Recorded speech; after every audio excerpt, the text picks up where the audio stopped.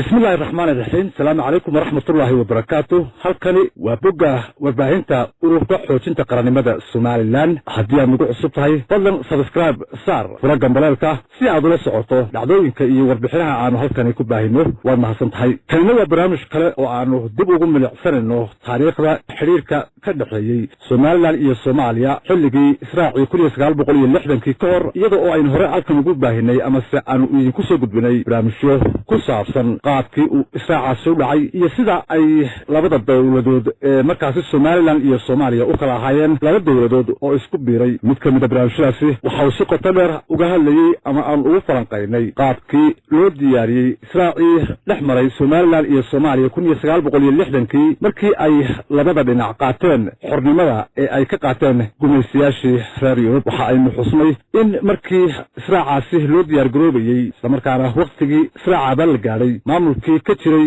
Soomaaliya uu khiyaamo sameeyey, taasi oo uu ku khiyaamiyey Soomaaliland in uu magaciisii uu Talyaanigu ku gumaysanayay ku codsaday in kursiga Jamhuuriyadda Quruumaha ka dhaxaysa lagu siiyo, iyadoo markaasi madaxweynihii ku meel gaarka ahaa ee Soomaaliya uu warqadaasi u qoray Jamhuuriyadda Quruumaha ka dhaxaysa, sidaana lagu siiyey kursigii ay labada dawladood ku lahaayeen Jamhuuriyadda Quruumaha ka dhaxaysa loogu codsaday dhinac keliya magaciisii loona aqbalay codsigii uu gudbiyey. waxa kale oo aynu barnaamijkaasi markaasi ku qaadaa dhignay taariikhdii dhacdooyinkii xumeeyey in ay isku sii waaraan amase labada dhinac Israaciildu uu sii waaro. tusaale ahaan waxaynu soo qaadanay xasuuqii ba'naa ee ay militarigii talada Soomaaliya la wareegay sanadkii 1960 ay u geysteen shacabka Soomaaliland. waxa kale oo aynu soo qaadanay in heshiiska isku biirista labada jamhuuriyadood magacii loo bixin lahaa khalad lagu sameeyey, iyada oo ay ahayd in la yidhaahdo Jamhuuriyadda Soomaali, halka ay markaasi iyagu dhinacooda Soomaaliya ay yidhaahdeen Jamhuuriyadda Soomaaliya. arrintaasi khaladka dhacay iyo heshiisyadaasi laga tallaabsaday waxa ay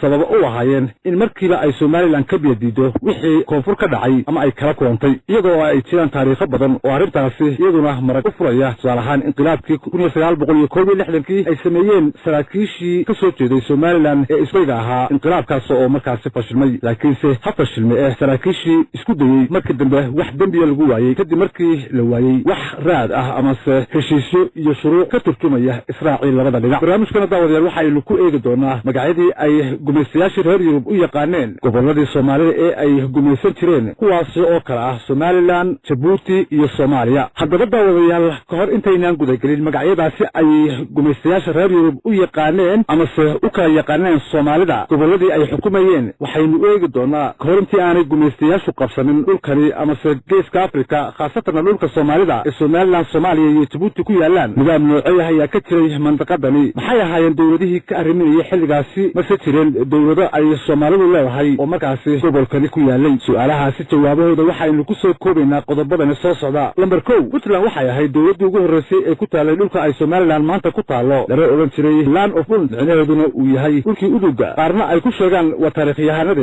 dhulkii ilaahyada walciyaadu billaah, waxaana ay taariikhyahanadu xusaan in nidaamkaasi Puntland ama Land of Punt xilliyadii qarnigii 2 ilaa qarnigii 3 uu xiriir la lahaa masaaridii markaasi waqooyiga iyo bariga Afrika ku soo fiday. lambar 2, qarniyadii dhexe waxaa jirtay sandaladii islaamiga ahayd ee Ifad, taasi oo xukumaysay amase fadhigeedu ahaa waqooyi bari geeska Afrika intii u dhaxaysay qarniyadii 13 ilaa 15, waxaana ka talinayay qoyskii Walashma. caasimadeeduna waxay ahayd Saylac, waxaana lagaga hadli jiray afafka Hareeriga, Carabi iyo weliba afka Soomaaliga. 3, waxaa ku xigtay sandaladii Adal ee iyaduna islaamiga ahayd kula taalay geeska Afrika.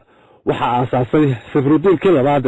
sandaladaasi waxay jirtay intii u dhaxaysay 1415 ilaa 1577. caasimadeeduna waxay ahayd Saylac, waxaana lagaga hadli jiray si la mid ah sandaladaasi hore afafka Hareeriga, Carabi, Canfari iyo weliba Soomaali. dawladaha Ifad iyo Awdal ma jirin mid ay Soomaali keli u lahayd. Puntlandna haba sheegin in ay Soomaali keli u lahayd amase ay ku noolayd. waxaa ku xigtay Cusmaaniyadii Saylac, waxay xukumi jirtay dhul caasimada Saylac hareeraheeda ah oo hoos iman jiray boqortooyadii Cusmaaniyada qarnigii 16aad. markaynu haddaba intaasi kaga nimaadno maamuladaasi iyo boqortooyooyinka hore ee ka jiray geeska Afrika ee ay Soomaaliduna qaybta ka ahayd qarnigii 18aad, dhulkii Soomaalida kan aynu ka sheekaynay waxaa loo qaybiyey 3 qaybood oo ay kala gumaysanayeen dawladihii Faransiiska, Ingiriiska iyo Talyaanigu haba kala qabsadeen marar kala duwan oo midda kala wareegay deegaamo kamid ah gobolka kale. haddaba dawladihii reer Yurub markii ay xukumayeen 3dan gobol ama 3dan dal mid waliba waxa uu yaqaanay magac u gaar ah oo luqadiisa ku qoran waxaana isticmaali jiray maam ama se tilmaame dhuleed oo markaasi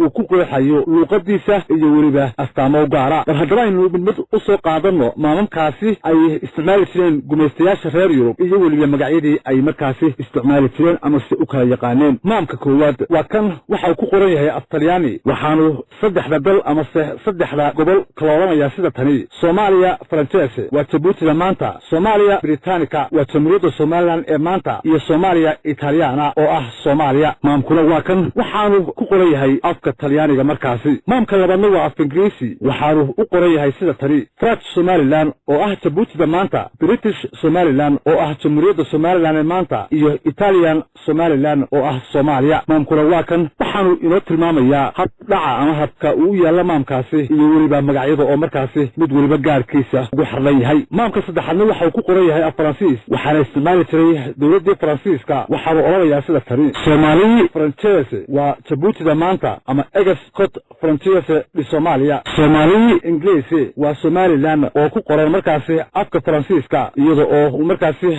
sidaas u isticmaali jiray Faransiisku. Soomaali Italiyaani waa halka aynu maanta u naqaano Soomaaliya ama se Ex-Koonfur oo aslanba ah Soomaaliya. kanina waa maamkii uu isticmaali jiray oo markaasi ku qoran afka Faransiiska iyada oo gobol waliba ama se waddan waliba uu ugu calaamsan yahay luqadda markaasi Faransiiska. waxaa daawadayaal intaasna ku soo gabagabeynaa barnaamijkaasi aanu ku eegaynay magacyadii iyo waliba maamulkii kala duwanaa ee ay mustacmaradihii magacyadii ay u kala yaqaaneen dhulka Soomaalida. waxaa naga xusuusinaa in barnaamijka xiga aynu ku soo qaadan doono tigidhadii iyo waliba lacagihii ay isticmaali jireen dawladahaasi oo mid waliba uu afkeeda ku qoran yahay oo ay u isticmaali jireen ama ay ku isticmaali jireen dhulkii Soomaalida ee ay xukumayeen oo aynu markaasi ku soo bandhigi doono mid waliba lacagtii iyo tigidhadii boosta ee uu gaarka u isticmaali jiray oo ku qoreed luqadiisa iyo waliba nooca lacagaha iyo tigidhadaasi ay ahaayeen. وهاجاك داود يا البرنامج كان انت عشان كسو جبجبيننا واحد الناس عسيري يعني جو سلمان عبد عليه واحد زيارتي يسكت بريدكيس دور وين كقاطي وان وجمع هذا علينا قدوميها أوروبا حوشين تقرأني مدى الصومالي لان انجنير أحمد محمد ثاني البرنامج كان مدلا بين السوق من دونه وحنو تكتجنا اسم الله.